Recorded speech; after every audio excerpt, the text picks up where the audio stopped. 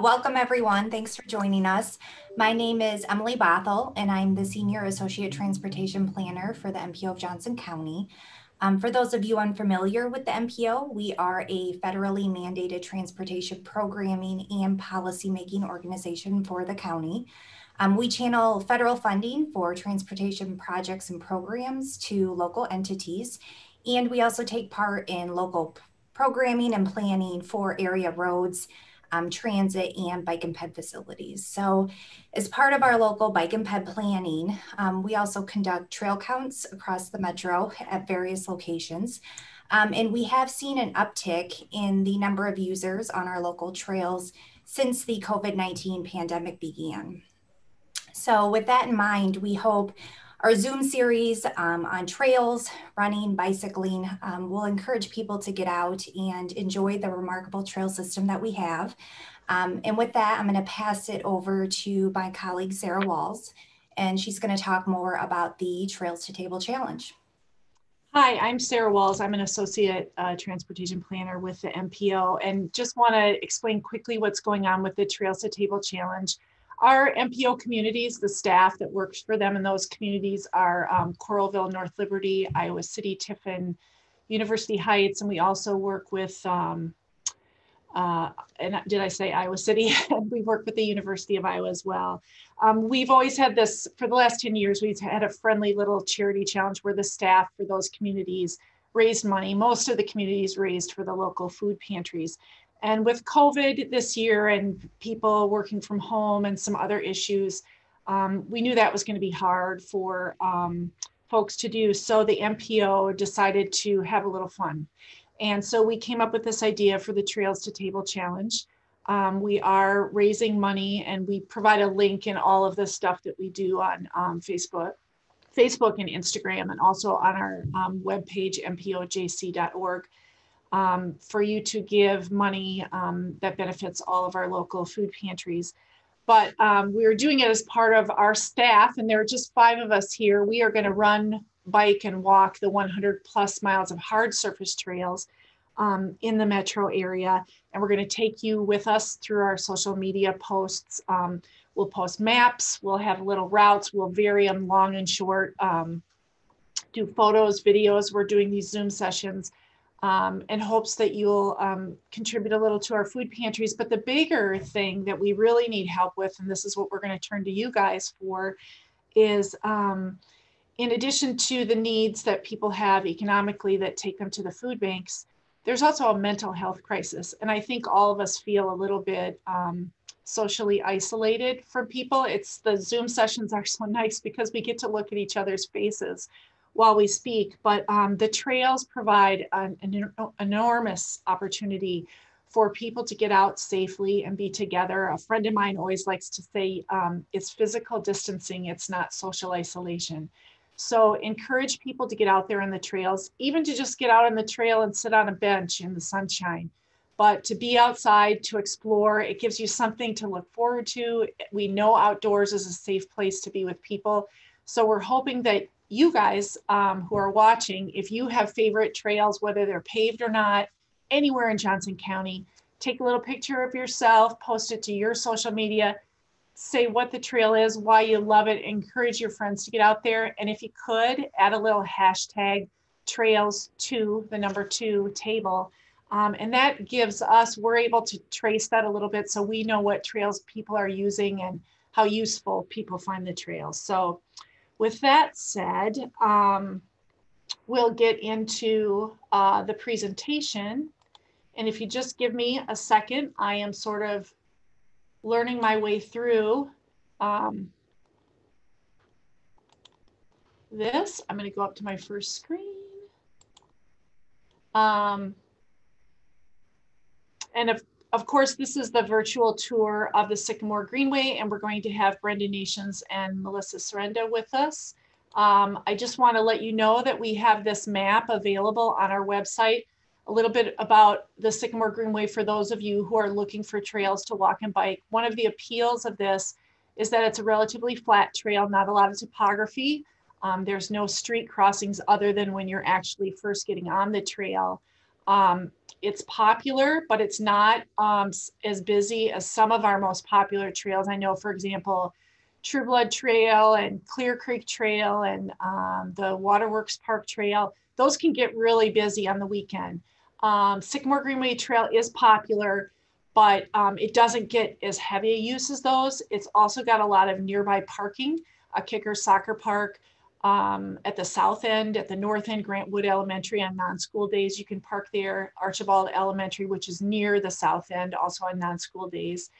And for those people who are biking or who really like to hike or walk a further distance, we're now connected between Terry Trueblood Rec Area and the Sycamore Greenway Trail. McAllister Boulevard is now in, that has bike lanes, and it also has a side path. And this map that you're seeing on screen is available at our website, mpojc.org. If you scroll to the very bottom and look on the lower left, you'll see the quick links and the Trails to Table link. You can find the map there and a description of the Trails to Table program. Sycamore Greenway, I want to just say someone we couldn't have here today because of just the logistics and timing. Lon Drake, and I know Brenda will talk about him, is the person who came up with the concept and the design for the Sycamore Greenway. And I got to meet Lon a number of years ago, a fascinating person, and we really owe a lot of credit to him. I'm just gonna switch to another screen, so bear with me. Let's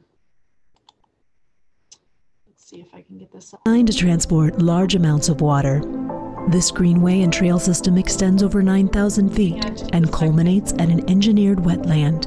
Its purpose? To capture and clean water. Water is directed to the greenway from various neighborhoods. Can you guys hear that? As it flows south, it traps sediment. Yes. And are you seeing it? And chemicals. No. Not seeing Okay. it. Hang on, we'll back it up. I just want to share this. The Sycamore. Hang on.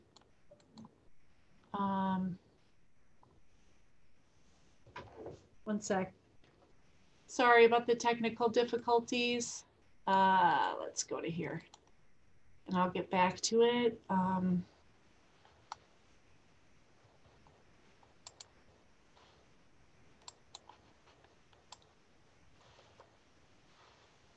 Whew, that's maybe not gonna, let's see. Here we go.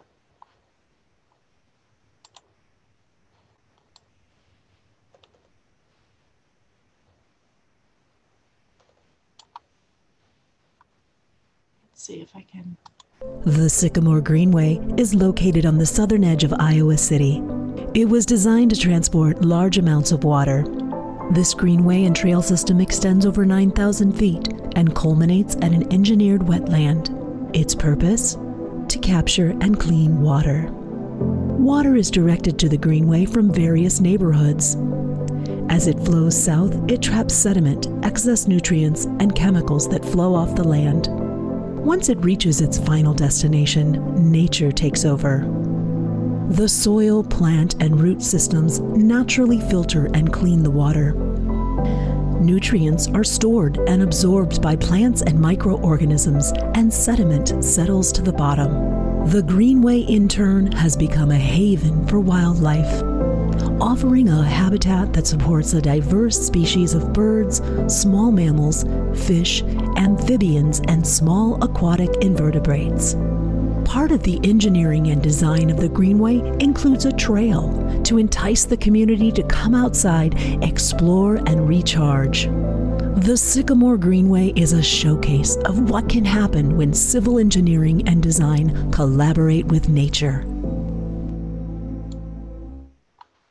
So I hope that that played and you were all able to hear it.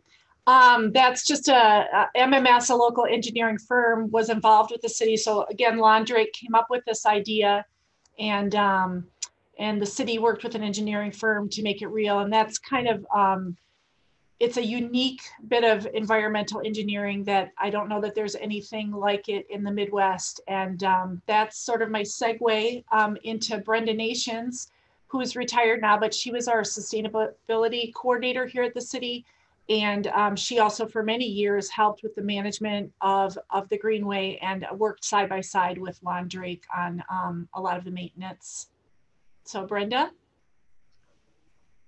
Hi, can you see my screen? Not yet. Oh, there you go. Okay. So what I'm going to talk about is the creation of the Sycamore Greenway and the management of the Greenway. So let's see. There we go. So as you can see, here's the Sycamore Greenway with Grantwood School to the north and Sycamore Street right here to the west. And you'll see how close it is to the Iowa River, and there's exposed scars here, and it's really associated a lot with the river. There was an old river channel over in this area and some terraces for the river. So in this area, it's very wet. It's really high water table. And they were having some issues with a lot of these homes in here of having wet basements, and they were having stormwater management problems. And so they had two options when they were trying to decide how to deal with this excess water in this area.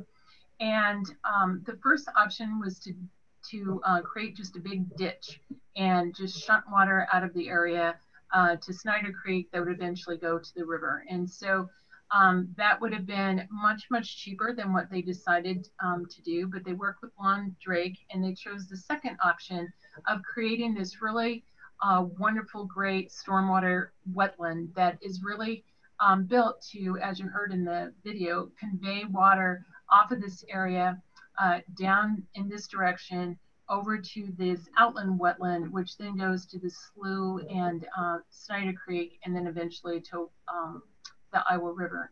And in doing so, it drains about 500 acres of land in this area, and it really takes the water off from when it rains, and it goes through this whole system, which slows down the water, and in doing so, it also cleans the water before it goes to the river. And so with a lot of houses and a lot of construction, and there's been more construction since this map was made, more houses, there's going to be more runoff as there's more streets and impermeable surfaces like roofs and houses and sidewalks. And so the benefits of this were huge. Not only is there I think it's about 2 miles of trail through this. Oops, sorry. Whoa, drill cam.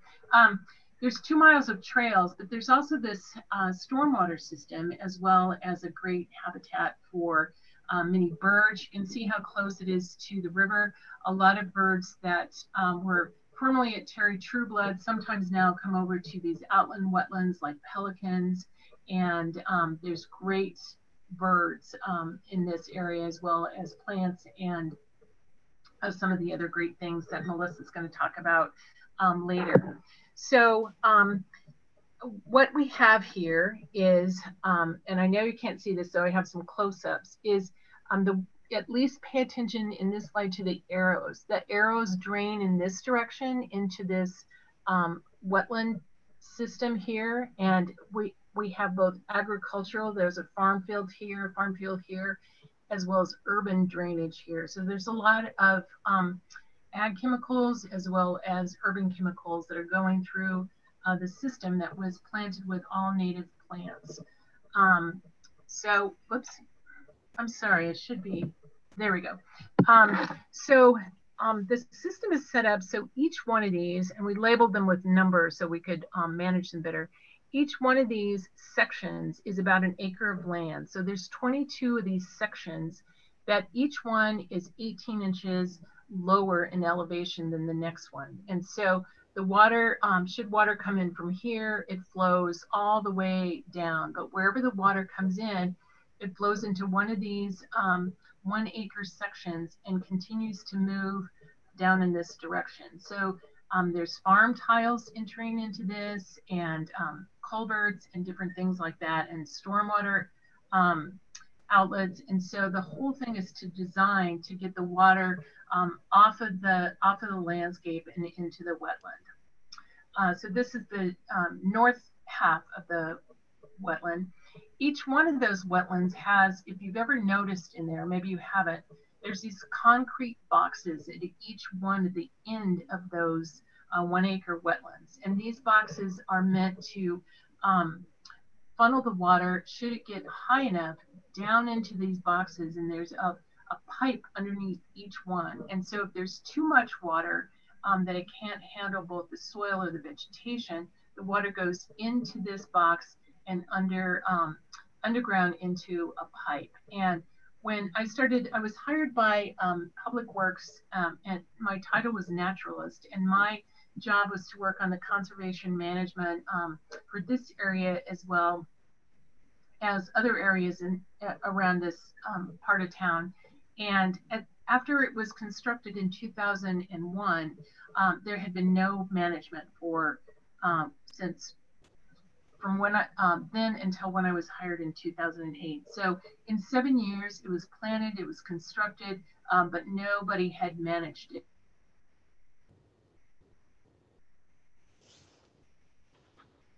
Uh-oh, I think have we lost Brenda? Brenda, you're frozen.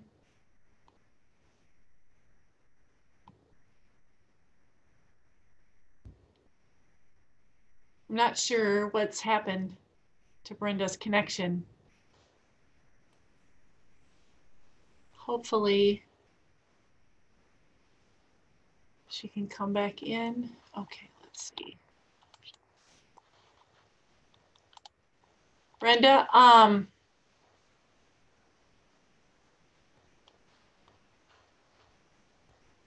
Brenda, can you hide your video? And okay.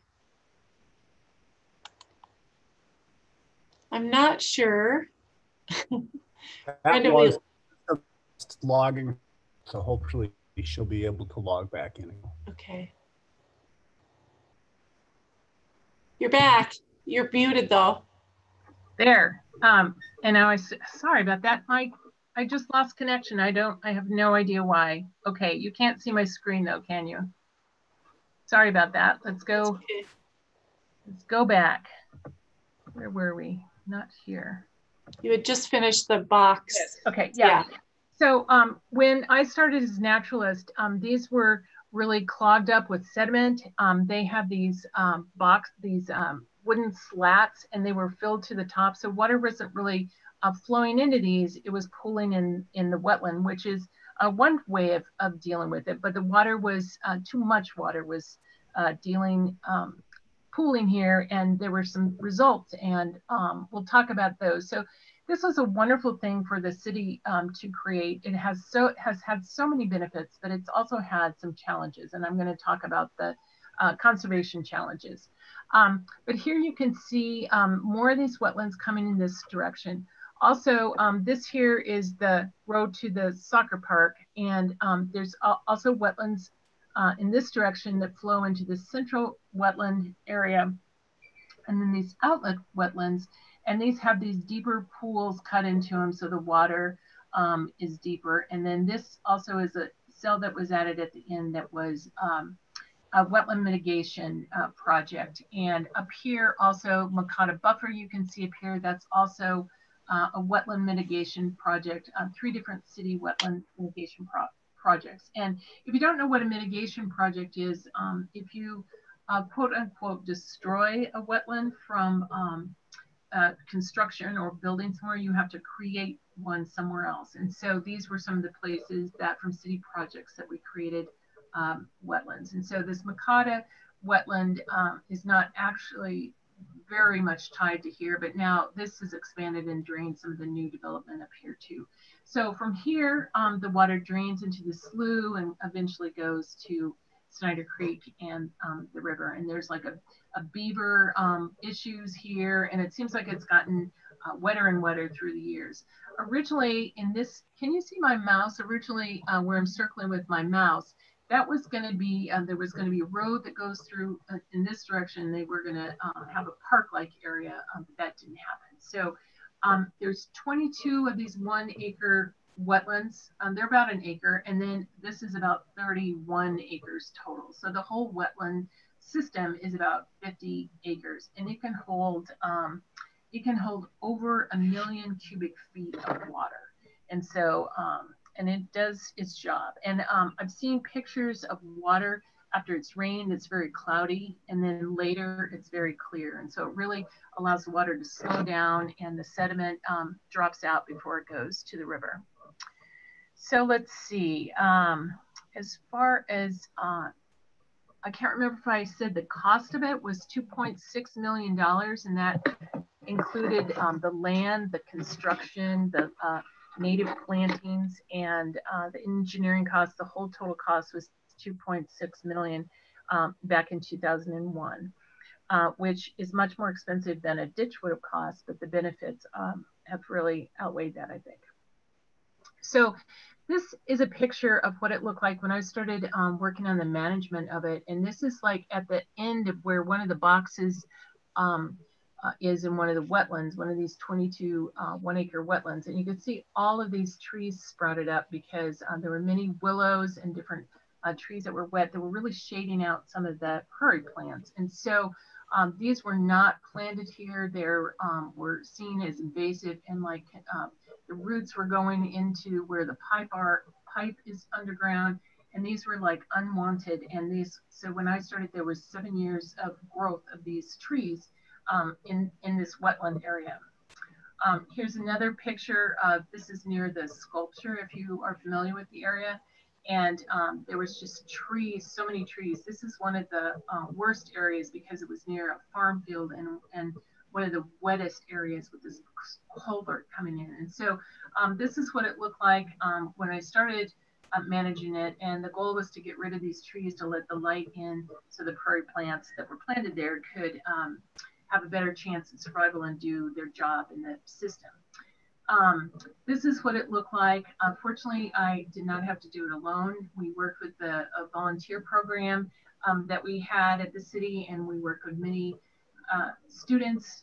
And one year we calculated how many hours we spent in student time and volunteer time, and we spent over 500 hours getting rid of the trees in the wetland. And so they were cut off and taken to the side and ground into mulch, but you can see it didn't look really pretty after that. So, but it did let the light in for the prairie plants, which it was meant to do. You can see once after we got the trees out of the way, there was quite a bit of reed canary grass, which is a wetland invasive, and I'll talk about that a little more at the end. So it was kind of like getting rid of one problem only to see yet another.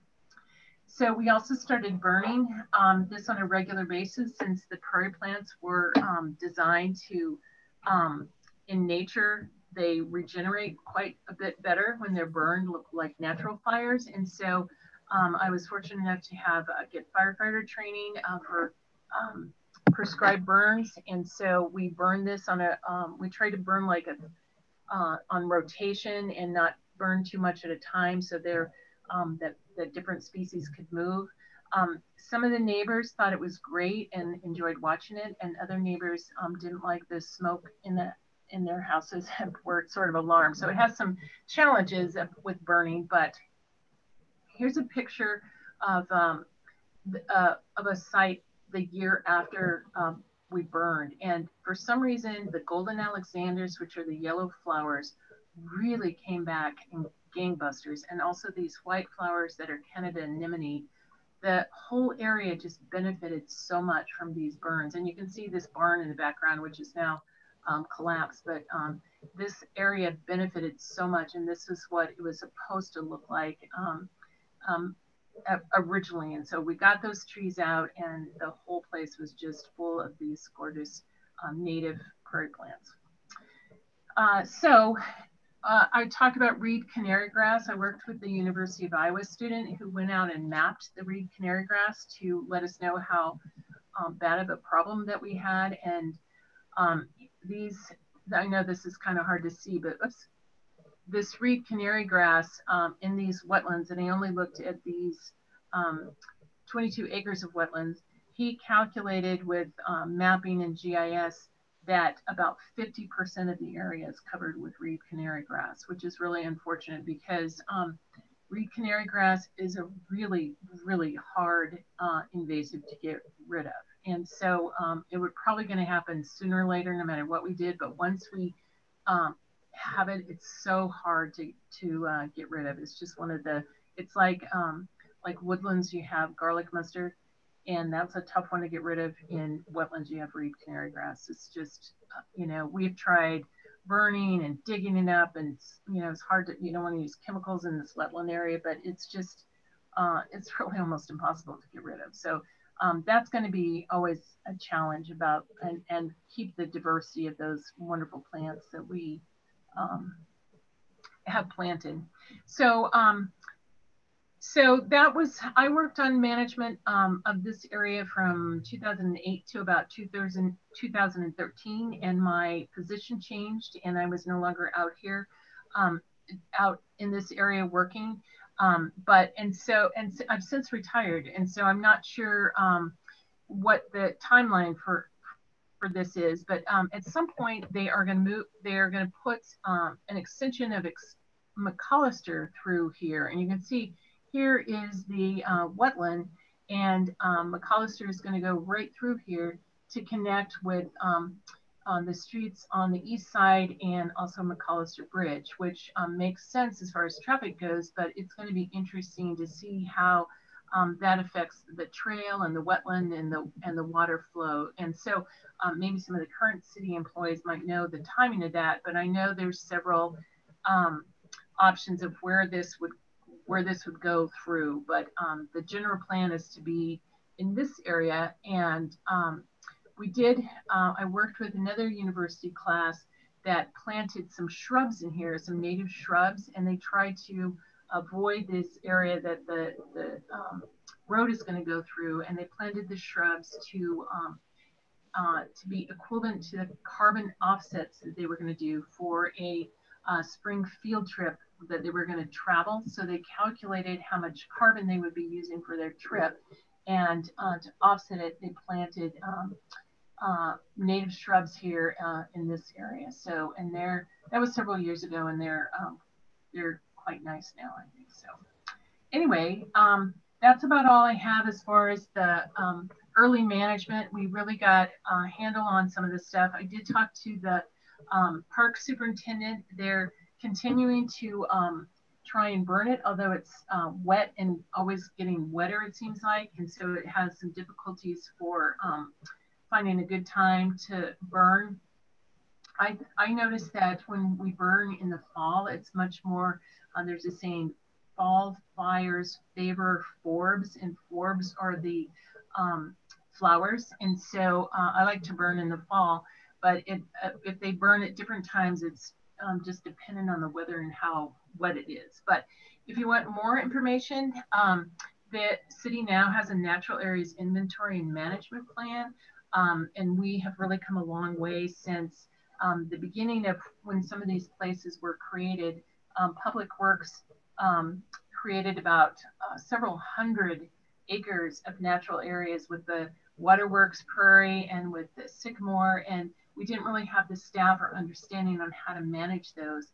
And now we have this whole plan on how to manage all of the areas, and we have staff on board now that has training and information. And if you want to look up any of the areas that you like to visit, there's plant species list in this plan, and also there's a management plan of what this consulting firm recommended. And for all of the city property, it's hours and hours and hours, and there's cost estimates and hours estimates, and you can see it's quite huge to manage some of these properties to the level that we would like, but we're doing a much better job than we did 10 or 20 years ago.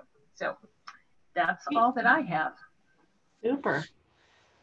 So then our next presenter is Melissa Sorenda, and Melissa lives in the area and is a naturalist.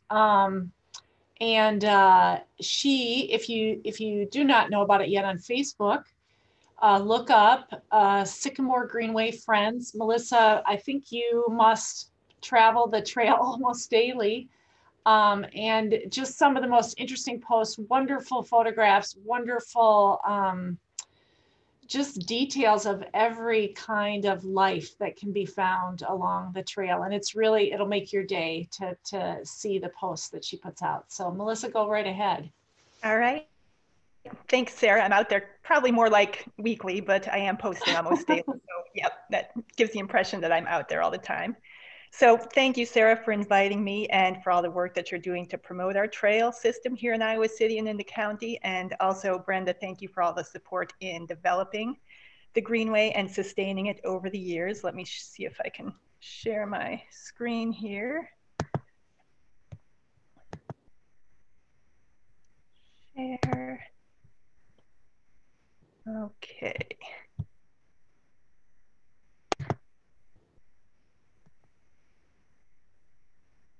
All right, so I've got the easy job here. Basically, I'm just going to be showing you some pictures of things that you can see along the Greenway throughout the year. And that's basically how the Sycamore Greenway Friends got started, I think back in 2016, as a way to share all of the sights and sounds that you can see, some of the wildlife and other interesting sights along the trail. It started as a Facebook page, like Sarah mentioned, and later on I created a blog for some of my more long-winded posts and also moved over onto Instagram as well for people who prefer that platform. I first discovered the Greenway Trail well before that. I think it was in 2011. I was living on the east side near Town Crest and always on the lookout for some new trails to visit with my dog. And I saw this Sycamore Greenway Trail on a trail map with this spur sticking out to the south. So we went and parked at the soccer park. Me and my dog Hugo began walking north, and it was just so quiet and serene. It was beautiful. And then I heard this unearthly sound from overhead. I looked up and I saw these 4 sandhill cranes flying over. I'd never seen cranes before, and it was just a magical moment out there on the Greenway that I never forgot, and I was hooked. It turns out that there's a family of cranes that live in the area. There's a small group of 2 to 4 cranes that can be seen most years throughout the summer, and occasionally you'll see larger groups passing through in the springtime or during migration season. It's always a lucky day when you'll see the cranes, but you might not see them as much as you can hear their calls along the trail, probably a mile or 2 away from where they are. And I have this video that I harvested from YouTube to hopefully let you hear some of the sounds.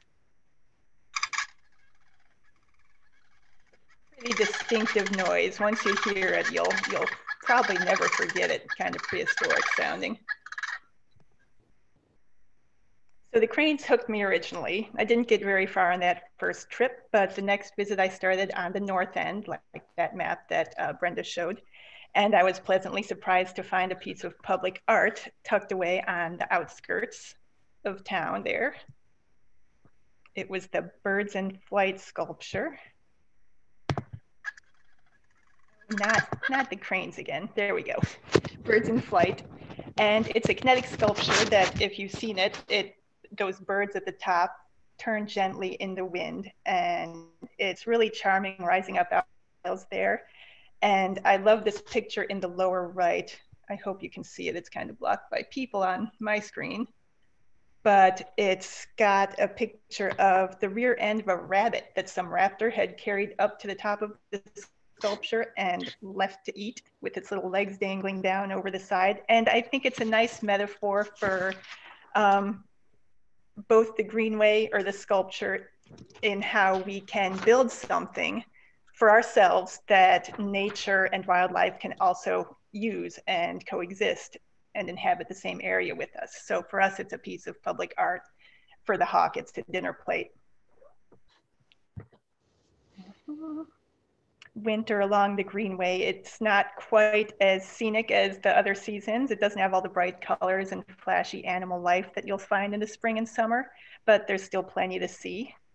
In the warmer months, I'm always looking for flowers and bugs, lots of green and yellow, but in the winter, I slow down and see texture and light. There's cloudy sunrises, glittering frost coating the remnants of a flower. It's a different kind of beauty. But that's not to say that there's not wildlife to see. There's muskrats at the wetlands, and you'll see all of our usual suburban squirrels and rabbits. The insects may all be gone, but you can find the egg cases of praying mantises, like the one down in the lower right. And of course, there's deer. If you spend much time at all on the trail, you'll find some white-tailed deer. Sometimes they're pretty obvious, just running, chasing each other across the trail. Sometimes you have to look a little bit more closely to see them hunkered down there in the grass. There's plenty of birds to see during the winter, woodpeckers. I think of that, the wooded area on the north side of the trail, I call it Woodpecker Alley in my head because there's so many woodpeckers of all different species that you can see and hear in that wooded area. You can also hear some tapping from the grassy cells, and that would probably be a little downy woodpecker, this guy on the left. They'll cling to and tap at the sturdy stems of cup plant or some of the other forbs that we have out in the areas alongside the trail, looking for larvae to eat. And then I've got a nuthatch here, just as a similar bird that you'll see in the same area as the woodpeckers. And you'll see a lot of the same common backyard birds that you'll find: cardinals, blue jays, chickadees, our state bird, the goldfinch. And you'll see raptors too. In addition to owls and hawks, though, there's also a pair of bald eagles that nest at the wetlands. And that's a pretty neat sight. They have their nest in a big snag out across the wetlands. If you're on that gravel extension, if you remember the map that Brenda showed, there was a kind of a planned road that hasn't happened. If you're on that gravelly area looking out to the east, you can see that nest way off in the distance. It's a big kind of jumbled mess of twigs that the eagles return to every year. And you can also encounter the eagles themselves, not only in their nest, but just kind of hanging out around the wetlands. And sometimes you'll find them at the north end too, in that woodpecker alley. This guy in the middle here, I just saw him a couple weeks ago up in that north end. So eagles abound. And these are some of my favorites. I love sparrows. And it's easy to just kind of dismiss them as little brown birds if you're not familiar with them. House sparrows on the right, they're these insanely successful non-native birds that were introduced in the late 19th century and spread across the continent. They cover almost the entirety of the country by this point, and you can find them literally everywhere. You'll see them all along the Greenway. You'll see them in your yards, they're by the soccer park. You'll find them downtown on the Ped Mall, outside Chipotle, begging for scraps. They're pugnacious, and they have a pretty unsavory reputation because they have a habit of evicting some of our more gentle native species from their cavities where they nest, like bluebirds and swallows. So they've got a little bit of an iffy reputation among ecologists. And on the left here, really similar looking, is the Eurasian tree sparrow. It's another non-native. It was introduced into the St. Louis area around the same time, but it hasn't expanded nearly as far, nearly as widely. And they're a little bit smaller, a little less pugnacious, don't have quite the same reputation for causing harm and evicting our native species that the house sparrows do. And so for the longest time, when I was on the Greenway, I would just see these flocks of sparrows, assume they were all house sparrows. Don't need to look at them, they're house sparrows. But just a couple years ago, I finally noticed, hey, these sparrows look different. They're a completely different kind of sparrow, related, but not the same as house sparrows. So it was just kind of a neat thing and a reminder to don't make assumptions about what you're seeing. Look closely, take a look, see what you're really seeing, and maybe take an effort to understand it. And that's how I learned that the Eurasian tree sparrow was a thing and that they were in our neighborhood. I could probably fill 20 slides with birds, all kinds of birds on the Greenway. Here I've kind of limited them to some of the more iconic prairie species that you'll see. This guy, this amazing dickcissel, mid-song. This is a female dickcissel holding a grasshopper. She was just kind of waiting for me to move along, get out of there so she could bring that juicy morsel to her nestlings. You'll hear them constantly in the summer, and I've got this little piece of audio with the dickcissel song.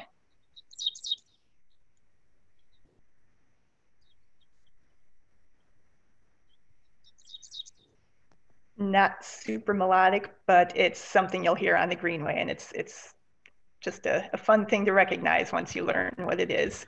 And also this common yellow-throat, another very common bird that you'll see and hear on the Greenway. They've got a witchetty witchetty song.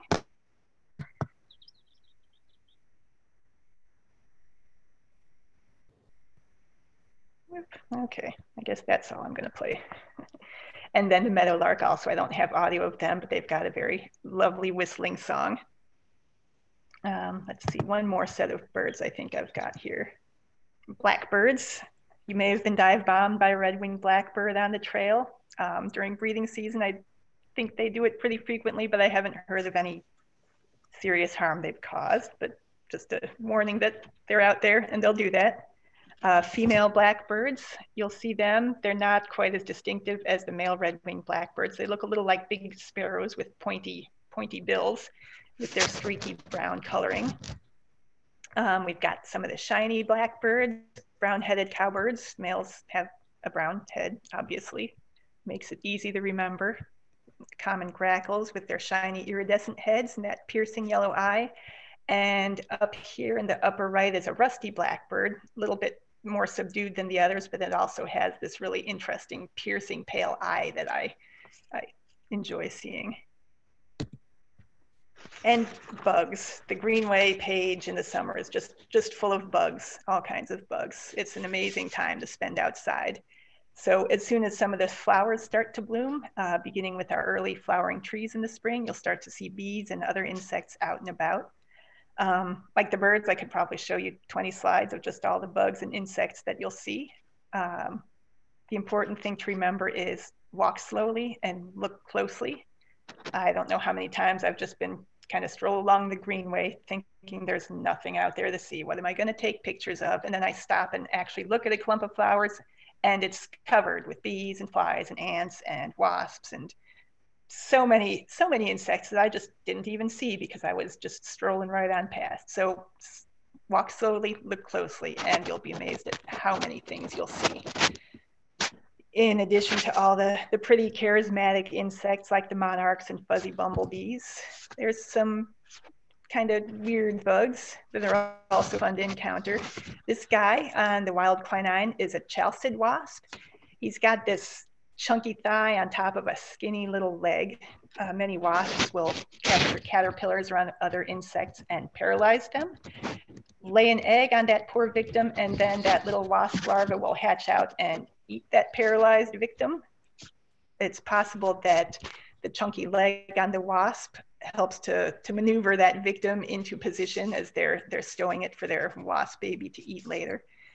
So just one of those cool things that you don't know lives out on the Greenway. I was pretty excited to find that. Another one is spittlebugs. I don't know how I got through my childhood without knowing that spittlebugs were a thing, but pretty neat. They're the larva of an insect called a frog hopper, and the larva will secrete these frothy bubbles to help them both conserve moisture and as a camouflage from predators. And for the most part, it would work for me. I'm not going to go digging in a frothy spit pile looking for something, but yep, just a neat little guy you'll find on the Greenway if you walk slowly, look closely. And then if you can bear with me for one more insect slide, this is my absolute favorite, the camouflage looper. It's a moth larva that dresses itself up in flower petals. They'll snip them and attach them to their body with silk. Full disclosure, this guy up here, this was taken in my garden as an experiment. I moved him from I think it was a gray-headed coneflower with yellow petals onto a purple flowered ironweed, and came back an hour or two later and I could see how it was starting to slowly change its clothes to match the purple ironweed. Really neat little caterpillar, and you'll see them on the Greenway in the summer. They grow up to be these really pretty pale moths. It's called a wavy lined emerald, I think is the name. Greenway, as Brenda mentioned, it's planted with a variety of really deep-rooted native prairie plants and other plants that serve as habitat for our pollinators and other wildlife. You'll find at least 3 different types of milkweed, for the popular monarchs, and my favorite flower over here, the host for the camouflage looper. And there's a lot of plants that also don't get as much press as things like milkweed. This one down here in the lower left, that partridge has extra floral nectaries. Those are little pots of nectar that are found at the base of the leaves. Ants, flies, and other insects will feed it these, and in return, it's thought that they will protect the plant from herbivores and other animals that would eat the leaves. So they're getting that nectar reward in exchange for the service they provide for the plant. There's so many flowers that we could talk about. I just wanted to mention a couple more. These are some of the tall yellow flowers that you'll see in the summertime. The Greenway is just awash with cup plants in the late summer. That's the plants in the background. And they're named that because their leaves form a cup around the stem. They kind of clasp the stem, and you might see the little cups filled with water after a rain. Compass plant is another one, this one on the left. It's a tall and rugged looking plant with these really deeply serrated leaves. And it gets its name from the leaves' habit of orienting themselves north and south as an adaptation to help them conserve moisture during hot summer days and kind of minimize how much of their leaf is presented to that hot sun during the hot summers on the prairie. So after all of this, and I've hardly even touched on the wetlands, the Sycamore wetlands or the Sycamore bottoms. It's a birding hotspot, not to mention all of the turtles and frogs and fish and mammals and other creatures that you'll find in those basins. There's shorebirds. I can't even begin to name all of them. I know this red-eyed killdeer for sure. There's waterfowl. You'll see trumpeter swans coming through occasionally. There's a pelican over here. I know Brenda also mentioned those. It's kind of hard to see these guys in the snags, but these little lumps are each a gray or a great blue heron. Frogs. In the springtime, you'll hear things like these chorus frogs.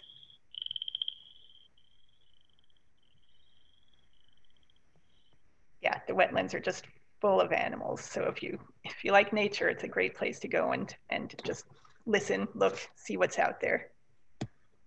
And then finally, I just wanted to close with my perennial reminder to share the trail.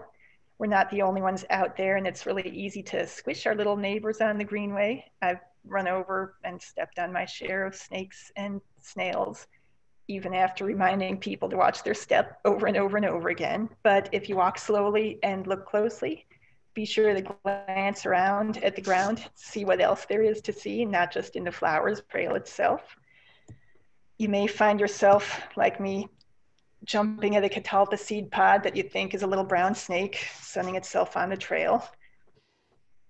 Or you may hunker down and for a closer look at something that turns out to be poo. It happens to me all the time, and yep, I take pictures of it on accident and I never post those. So disclose that, yep, you only see all the good stuff that I find on the Greenway, but I find things that are enchanting as well. So that's all I've got. Thanks for letting me share some of the sights and sounds of the Greenway, and I hope this has given you a taste of some of the diversity that you can find out on the trail throughout the year. You can follow the Facebook page for mostly daily updates on what's going on. That's all. Thanks, Sarah. I'll turn it back over to you. Okay. I don't know if you want to end your, I don't know if we have any questions from the people that are out there. One of the questions we had for all of you are, if you could indicate in the chat, if you have visited the Sycamore Greenway Trail in the past and what brings you there, whether it's more like fitness, biking, running, or whether it's nature observation. And also, if you want to share with us before the end any questions that you have about the Greenway Trail or other trails. The Trails to Table Challenge is going to go through the month of January, and and we're gonna be exploring a lot of trails. So if there are particular trails that you're interested in or types of trails, we'd love to hear about that from you as well. Melissa, one thing I thought I would ask you was, I know you showed in that one slide the seeds from the, or I'm sorry, the eggs from the praying mantis, and I know they have an interesting name and I can't remember what it is. Ootheca. I don't know if I'm pronouncing that right, but Ootheca. Okay, that's one for a spelling bee or a trivia competition.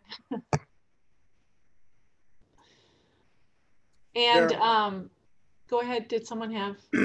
There are a couple of Q&A questions up. Okay. I don't know if I'm the only one who can see them, I can read them, but. Yeah, I don't. Oh, I see one. Brenda, when the invasive trees were removed, were the stumps treated to prevent regrowth? Oh, that's under chat, but that's a question too. Yes, and I saw that there are 2 questions under Q&A, but I can answer that real quick. Yes, they were. And so we had to be really careful because it was near water. And so we had to very carefully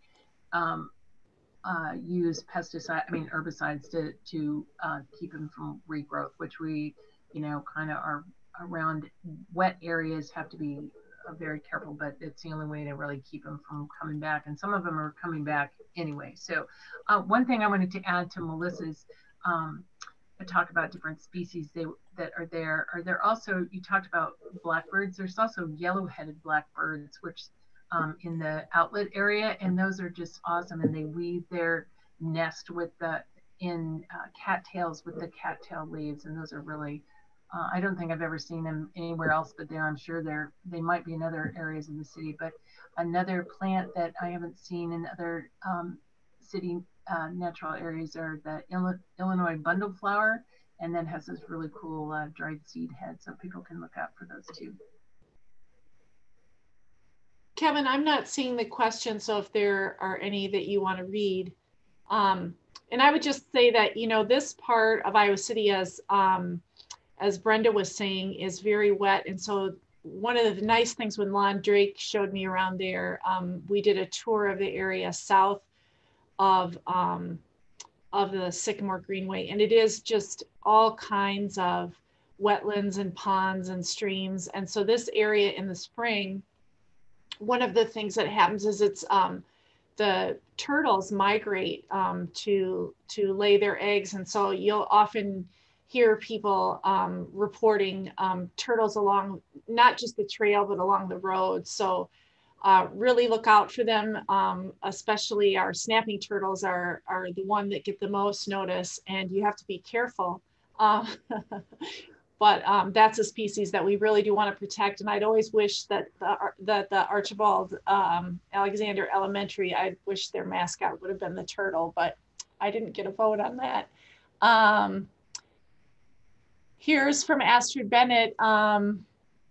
Thanks for the excellent and informative presentation. I've been a resident frequent user of the park since 1978. Sycamore Greenway is my favorite and has impressed me as an area with the most biodiversity of all of them, not only for plants, but animals, and it also serves well for recreation. I walk and also draw on the trail. Lately, I learned about how little of the area is actually owned by the city. I fear that with potential housing and apartments in close proximity to the wetlands, we'll lose this gem while we still have a chance to develop and protect it. Does the city have plans to expand the zone of adjacent areas to ensure the future of this biodiverse area? I won't read everything, but there is an area to the south of, well, actually it would be to the east of that straight up and down part of the trail east of like Sherman Drive, and that there is a subdivision that at some point will go in there, but a large portion of that area has to be preserved as wetland. The sensitive areas ordinance does require the preservation of some of these areas, so that is a good thing. We also have a comment from someone on Stanwick Drive, and he uses the trail almost every day to walk his dog. How often are burns scheduled? Do we know anything about that, Brenda? Tyler said that they are trying to get it in rotation with some of the other areas. And I don't think there've been any burns for a while, but one of the requirements when there are burns is that we notify neighboring properties. And so I think that if there is a burn, that they'll let people know so that people aren't alarmed and people can shut their windows and things like that. So I don't think there's been a burn for a while, but I think there should be some as soon as the conditions are right. There's two little narrow windows. There's one in the fall and one in the spring, and you have to wait just the right time. And then the temperature and the wind and everything has to be right. So, but look, they'll notify you if there is a burn. One thing that with Astrid's comment, one other thing, and I don't know, I apologize that I don't know a lot of details on it, but the city just received a large REAP grant for restoration of the Whispering Meadow area, Whispering Prairie. I'm going to get the name wrong. Brenda, maybe, or Melissa, you know, it's if you enter Lakeside Drive from its east end off of the highway, you'll see a large pond there that goes back also into some other wetlands, and those were kind of in decline and getting filled in. And I know the city has gotten a large grant to restore those. So that's another area that's being restored. South Iowa City really, it's an amazing area that has a lot of environmental offerings. There's also the Sand Prairie Preserve that's off of South Gilbert Street, which is a unique shortgrass form of prairie that's pretty rare. The geological history of this area is fascinating. I mean, it has so much to offer. A few years ago, we were doing regular bike tours of the South Iowa City area, sort of introducing people to those features and also making people aware of how often it is that the city, you know, the preservation of some of these areas, like we talked about Lon Drake coming up with this idea, it's really individuals who come forward with those ideas and bring them to the city. The same is true of the Terry Trueblood Recreation Area.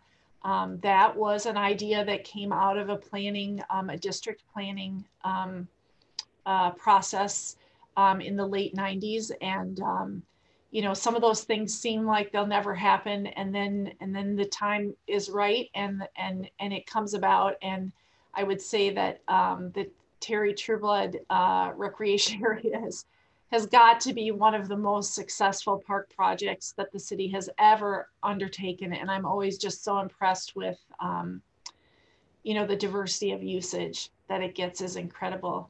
And I would also say, picking up on something Melissa talked about with the bird life, is for people maybe who aren't avid birders, in the early spring when the waterfowl is coming through, you know, a lot of people expect to go and see a lot of that waterfowl on the open water, but a lot of the more interesting species, ducks and geese and other waterfowl, actually prefer these little backwater areas, prefer sort of more of a sheltered environment, and don't want to be on the open water. And so you'll find completely different species on these little ponds and wetlands than you would find out on the Iowa River. So really get out and explore. Melissa, I don't know if you have anything to add to that. Nope, nothing to add. Just, yeah, get out and explore and see what you can see. There's so much, and every week it seems like there's something different. So we're almost out of time, but I just want to end and encourage you all to follow the Trails to Table. And again, no matter how you're using the trails, really share that with others. And then finally, I really encourage you to go to our link and give, if you've enjoyed this presentation, just give a small donation to our food banks through that link on the Trails to Table page, mpojc.org. Down in that lower left at that link, you'll get to the donation link through the Trails to Table page. And we really have a lot of people who really need some extra help this year, and we want to do what we can to help them. So thank you so much, Melissa. Thank you, Brenda. And thank you, everybody that attended. We'll be back here next week, same time, for a special conversation on running and walking and hiking in the winter, best trails, how to stay warm, how to stay motivated. So I hope you'll join us then. Thank you so much.